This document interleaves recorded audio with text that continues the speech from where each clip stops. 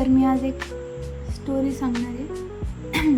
तर तुम्ही कमेंट करून सांगा की काय करायला पाहिजे अशा सिच्युएशनमध्ये, कारण मला तर काही समजत नाही.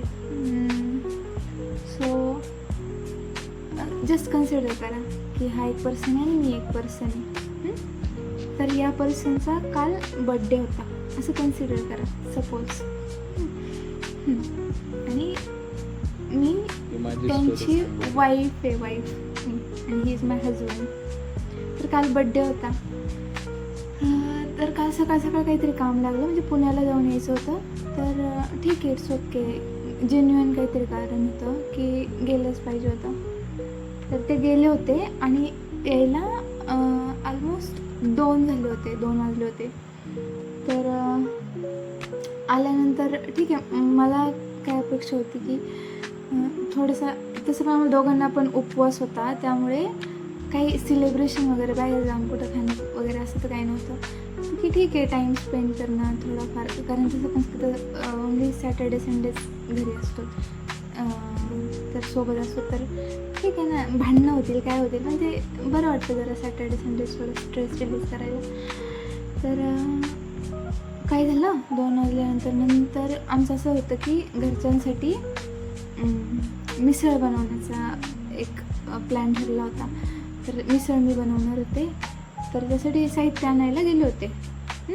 तर त्याला 1-1.5 तास गेला, म्हणजे 3-3:30 वाजेपर्यंत. हां, 1 तास नाही, हां.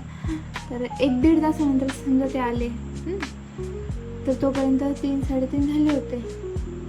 तर नंतर काहीतरी आवरण्यात वगैरे त्यांचंच काहीतरी चालू होतं. तर 4-4:30 झाले समजा. मला थोडंसं असं झालेलं होतं की अशी चिडचिड की सकाळपासून काय चाललं आहे माणसाचं. तर ठीक आहे, तर आता मी मिसळ बनवायला घेणारच होते. तर नंतर यांचं काय ठरलं, यांच्या फ्रेंडचा कॉल आला. ठीक आहे, बड्डे तर खरं तर बड्डे हा फ्रेंड्समध्ये सेलिब्रेट करायलाच छान वाटतं. तर इट्स ओके. तर 5 वाजता गेले. तर जाताना काही सांगून गेलेले की मी अर्ध्या तासात येईल. तर जाताना असं सांगून गेले असते की माझी वाट नका पाहू, मी नाहीच आहे, तर वेगळी गोष्ट होती. पण मी अर्ध्या तासात जाऊन येतो, म्हणजे फक्त केक कट करायचं आहे असं सांगून गेलेले. तर हा माणूस मी अर्ध्या तासात येतो असं 5 वाजता सांगून गेलेला, हा रात्री 10:30 वाजता आला. आता 10:30 वाजता, मग ठीक आहे, केक वगैरे आणलेला होता मी ऑलरेडी. आणि त्यांना 6-7 वाजता घरचे पण सगळे कॉल करत होते की म्हणजे घरी ओवाळून वगैरे बड्डे सेलिब्रेट करतात. तर मग काय यांचं म्हणणं की मला लेट होईल, मला यायला नाही जमणार.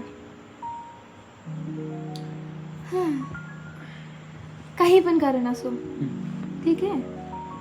तर 10-10:30 वाजता आले. ते आम्ही केक कट केला, ठीकठाक म्हणजे होतं जरा. तर ठीक आहे, सगळे गेले. त्यानंतर जेवण करायचं होतं, म्हणजे ऑलमोस्ट 10:30-11 झाले होते. मी मिसळ बनवलेली होती, ठीक आहे. मी वाढलं पण नाही, हाताने घेतलं त्यांनीच, कारण अजिबात मूड नव्हता.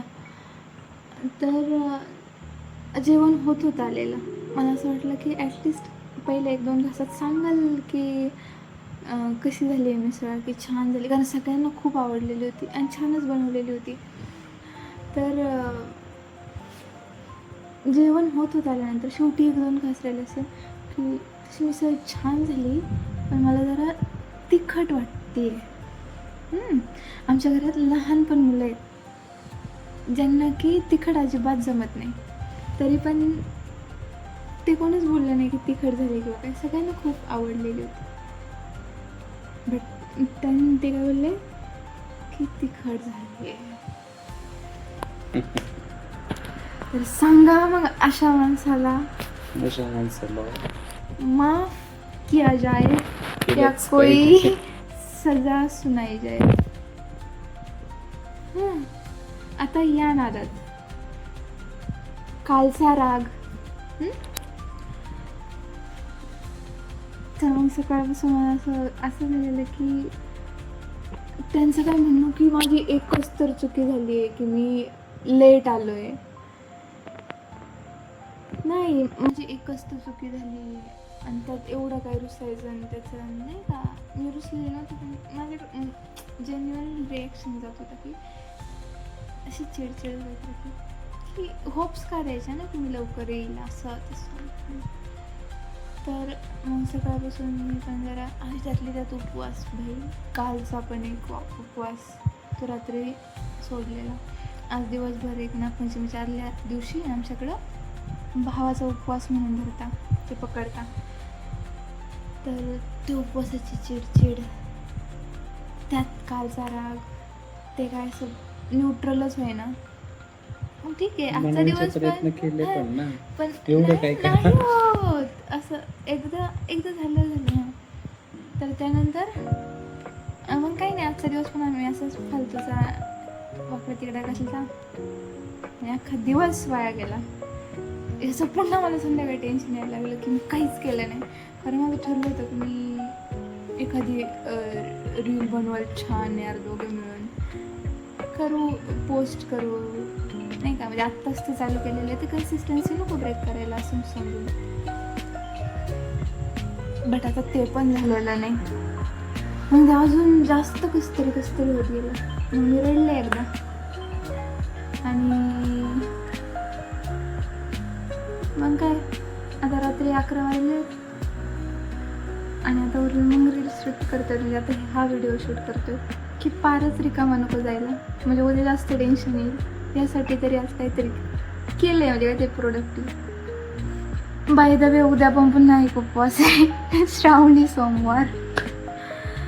सो अशी आमची स्टोरी आहे ह्या 2 दिवसातली. तर तुम्हाला काय वाटतं की जर कुणी अशा माणसांनी माझ्यासारख्या एखाद्या इनोसंट मुलीसोबत असं जर कोणी बिहेव केलं कोण तर काय करायला पाहिजे? बाय.